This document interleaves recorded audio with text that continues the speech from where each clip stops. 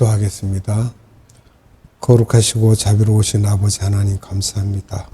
오늘도 복된 날 허락하시고 우리를 생명의 말씀 앞으로 인도하신 하나님, 지난 한 주간도 세상에서 우리를 살게 하시고 안전하게 지켜주시고 보호하여 주시고 우리의 모든 삶을 인도하신 하나님께 감사드립니다.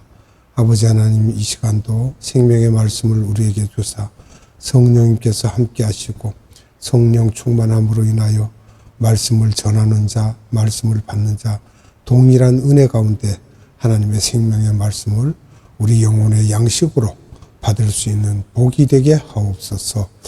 아버지 하나님께 무한한 감사와 찬양과 영광을 올려드리며 예수님의 이름으로 감사하며 기도드리옵나이다. 아멘. 오늘은 제자와 보혜사 두 번째 시간입니다. 이것은 요한복음 16장 1절에서 22절에 있는 내용입니다. 지난 시간에 제자들의 실족 훈련에 대해 말씀드렸는데 그 부분을 좀 더 말씀드리도록 하겠습니다. 그러면 제자들이 왜 이런 실수를 했어야 하는가 하는 것을 살펴봅니다. 첫째, 제자들은 피조물이며 인간이기 때문에 그 한계성을 노출시켜야 한다는 것입니다. 디모데후서 3장 1절에서 2절의 말씀처럼 제자들은 자기를 사랑하는 존재인 것을 적나라하게 노출시켜야 한다는 것입니다. 자기의 이해관계와 상충되면 돌변한다는 것을 또 역시 노출시켜야 한다는 것이며, 인간은 언제든지 변하는 존재인 것을 알고 사람을 의지하지 말아야 한다는 것입니다. 예수님께서도 가나의 혼인잔치에서 기적을 베푸시고 말씀하시기를 사람을 의탁하지 않는다고 하셨습니다. 요한복음 2장 24절 말씀을 봅니다. 예수는 그 몸을 저희에게 의탁지 아니하셨으니 이는 친히 모든 사람을 아심이요. 아멘. 그렇다고 사람들을 다 피하여야 합니까? 아닙니다. 사람을 믿으면 안 되고, 특히 우리 민족들은 가까운 사람을 잘 믿고 나중에 그 사람으로 인하여 어려움을 겪고 하는데, 이런 보증 같은 그런 보증을 써서요, 그냥 우리가 보증 서고 돈을 빌리고 줄 것이 아니라 주려면 그냥 다 주어야지, 이렇게 하면 사람이 우상으로 섬기는 물질이 변하기 때문에 사람도 변할 수밖에 없는 것입니다. 성서에서 사람을 담보하지 말아라고 하셨습니다. 우리 크리스찬들도 신앙생활을 하다가 어떤 오해를 인하여 교회를 떠나고 길에서 만나도 쳐다도 보지 않는 사람들이 있습니다. 그것은 사람을 너무 믿다가 그렇게 되는 것입니다. 우리들은 사람은 믿음의 대상이 아니라는 것을 명심해야 합니다. 그것은 사람이 변하기 때문입니다. 사람은 믿음의 대상이 아니고 변하는 것임을 인식하고 일방적으로 사람은 사랑해 주어야 합니다. 그저 일방적으로 기도해 주고 안아주고 사랑해 주는 것입니다. 저 사람이 변하면 변하는구나 하면서 그 자체를 인정해 주어야 합니다. 제자들을 봐도 다 이렇게 변하는 사람이었잖아요. 그러나 이렇게 변하는 사람들에게 일방적으로 아가페 사랑을 하셨던 것이며 훈련시키고 사용하신 것입니다. 그 훈련 기간이 상당히 길었습니다. 왜 베드로의 약한 모습을 노출시켰었을까요? 베드로를 보면요, 초대교회 최고 수장으로 예정된 사람이었습니다. 이 사람의 체면을 봐주지 않으시고 이런 추한 모습을 노출시키게 하셨는데, 그것은 베드로를 사랑하시기 때문이며, 너는 진흙 같은 존재이며 변하는 존재이며 나의 일방적인 사랑이 아니면 존재의 목적과 가치도 없다는 것을 드러내시기 위해서 그렇게 하신 것입니다. 이런 형편없는 너를 내가 예정해서 너를 훈련시켜서 나의 창조의 목적을 순종케 하고 또 많은 사람들을 이것에 순종하도록 가르치는 사람으로 사용하기 위해서 이름으로 그렇게 하지 못하는 사람을 판단하고 정죄하지 말라. 너도 똑같은 사람이라는 것을 알게 하시고 이렇게 변하는 사람을 변하지 않도록 한마디로 예수화 되도록 너희들에게 하나님이 선물을 주었는데 그것이 보혜사라는 것입니다. 보혜사 성령과 관계를 깊이 맺고 교제를 하게 되면 이런 문제들이 한꺼번에 되지는 않겠지만 서서히 된다는 것입니다. 성경에서는 보혜사와 그냥 성령이란 말이 있는데 성령은 원어로 푸뉴마입니다. 보혜사는 원어로 파라클레토스라고 하며 이 두 성령은 다른 성령이 아니라 한 성령입니다. 한 성령인데 위치와 기능에 따라서 이름이 달라진 것 뿐입니다. 그러면 성령의 존재론적 이름들을 우리가 살펴봅니다. 첫째, 예수의 영이라고 했어요. 사도행전 16장 7절에. 그 다음 두 번째는 그리스도의 영입니다. 로마서 8장 9절과 베드로전서 1장 11절에요. 세 번째, 아버지의 영이라고 했습니다. 마태복음 10장 20절, 마태복음 16장 17절, 로마서 8장 11절. 네 번째, 하나님의 영이라고 하셨어요. 로마서 8장 9절, 고린도전서 3장 16절입니다. 다섯 번째, 하나님의 성령이라고 했어요. 에베소서 4장 30절. 여섯 번째, 아들의 영이라고 했어요. 갈라디아서 4장 6절. 일곱 번째, 주 하나님의 영이라고 했어요. 이사야서 61장 6절. 여덟 번째, 주의 영이라고 하셨습니다. 이사야서 63장 14절, 누가복음 4장 18절. 아홉 번째, 예수 그리스도의 영이라고 했어요. 빌립보서 1장 19절. 열 번째는 성령입니다. 이사야서 63장 11절, 누가복음 11장 13절, 사도행전 16장 6절에 기록이 되어 있습니다. 그 다음은 성령의 기능적 이름들이 있습니다. 성령의 기능이요. 첫째, 생수라고 하시는데 요한복음 7장 38절. 둘째로는 보혜사라고 말씀하십니다. 요한복음 14장 16절. 세 번째로는 진리로 인도하는 영. 요한복음 16장 13절. 네 번째, 장래일을 알려주는 영. 요한복음 16장 13절. 다섯 번째, 하나님의 영광을 나타내는 영. 요한복음 16장 14절입니다. 그 다음은 생수와 보혜사의 동일성과 위치, 또 기능적 차이점에 대해서 말씀을 드리겠습니다. 위치적으로 성령의 이름이 다르게 표현됩니다. 성령님은 무소부재하심으로 모든 곳에 다 계십니다. 첫째, 우리가 성령을 보면요, 항상 내 속에 들어와 계십니다. 우리 하트 속에요. 마음 깊은 곳에. 또 들어오신 목적이 있습니다. 나에게 구원을 주기 위하셔서 그렇게 들어와 계십니다.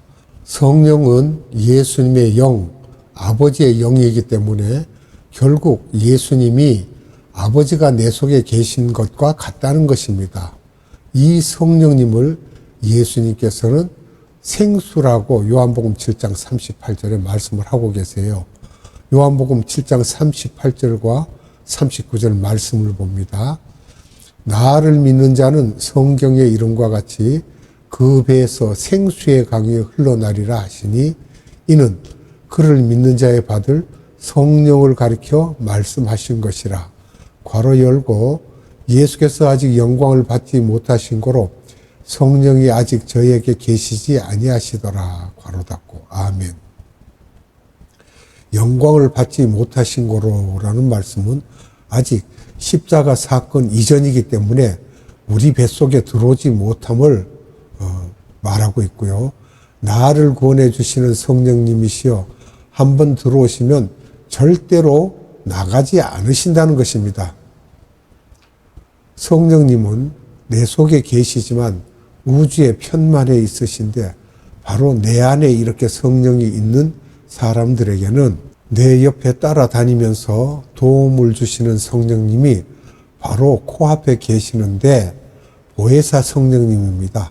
파라클레토스 성령님이시죠. 둘째, 보혜사 성령님을 살펴보면 파라클레토스인데, 파라라는 건 내 옆에서 걸어간다는 거예요. 클레토스는 초청을 받는 자라는 말씀입니다. 그래서 나와 함께 하시면서 내가 초청하시면 내 안에 오신다는 분이십니다. 이분은 속에 푸뉴마 성령님이 있는 사람들을 따라다니면서 존재적이 아니라 기능적인 분이시며 자꾸 내 문을 흔들며 초청하도록 요구하시는 분이며 실제로 예수님이 우리 옆에 있는 것과 같습니다. 그 다음에 내 속에 계신 성령님은 그냥 가만히 계시기만 할까요? 아닙니다. 생수로 계시기 때문에 생수의 역할을 하시는데 성령님과 교제를 해야 하는데 목사님들이 축도할 때 사도 바울이 고린도 교회에 축도한 것을 사용하시는데 예수 그리스도의 무한하신 사랑과 하나님 아버지의 극진하신 사랑과 성령님의 교제하심이라고 하셨는데 교제라는 것은 내 속에 있는 푸뉴마 성령님과 내 옆에 계신 파라클레토 성령님과 교제를 해야 한다는 것이며 이것이 크리스찬의 축복이라는 것입니다. 그래서 우리들은 영의 눈을 뜨고 내 속에 있는 성령님과 대화하시면 성령님이 물같이 내 속에 있는 쓴뿌리들을 씻어내시는 것입니다. 항상 나를 씻어주신다는 것입니다. 문제는 내 속에 들어있는 더러운 쓴뿌리들을 씻어주신다는 것이며 또 성령님께서 바울이 로마서 8장 26절에서 특히 로마서 8장의 사람들과 7장의 사람들은 다른데 로마서 8장의 사람들은 성령님께 붙잡혀 사는 그런 사람들인데 이들에게 하신 말씀이며 매일 대화하시는 사람들은 내가 빌 바를 알지 못하는데도 나를 대신하여 탄식하며 아버지께 기도해 주신다는 것입니다. 우리들이 초점을 성령님과 맞추고만 있으면 내가 잘 모르는데도 성령님께서 나의 더러운 성품들을 제거하는 역할을 해 주신다는 것입니다. 그래서 로마서 8장 28절에서 이런 사람은 하나님을 사랑하는 자라고 했는데 그렇지 않는 사람들도 있죠. 사랑하는 자는 지상 계명에 순종하는 자이며 그렇지 않는 사람들은 이 세상의 돈을 사랑하고 자녀, 가족을 사랑하면 여기에 해당이 안 되는 것입니다. 또 그 뜻대로 부르심을 입은 자라고 했는데 그 뜻이 무엇입니까? 하나님께서 우리에게 주신 지상 사명이죠. 이것은 결국 일반 크리스찬이 아닌 제자들을 말씀하시는 것입니다. 그러면 우리들은 어떻게 해야 하는가? 우리가 의문을 가져야 되죠. 그런데 너희들을 먼저 그 나라와 그 의를 구할 때 나머지는 내가 알아서 하시겠다고 하십니다.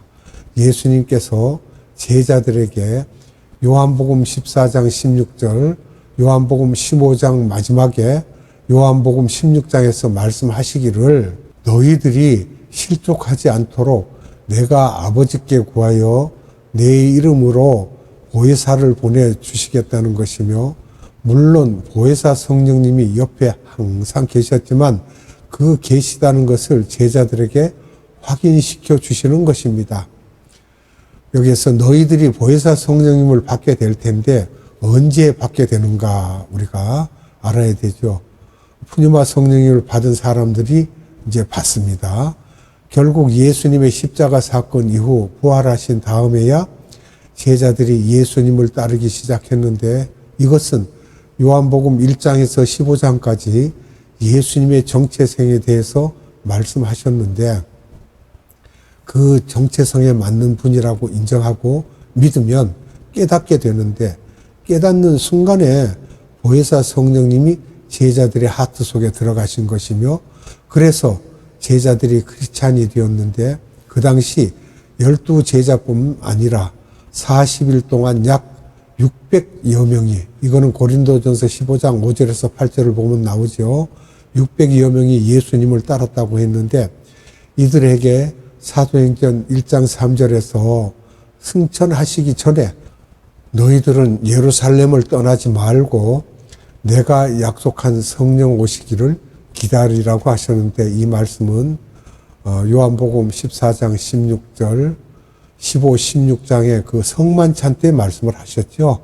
그 성령님은 보혜사 성령님이며, 요한복음 1장 5절에서 그때는 물로만 받는 것이 아니라 불로 성령을 받을 것이라고 하셨습니다.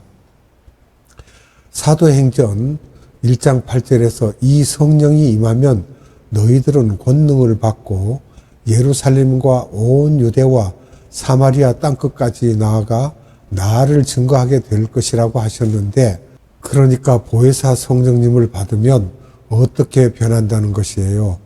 권능을 받게 되고, 또 권능을 왜 받게 되는가?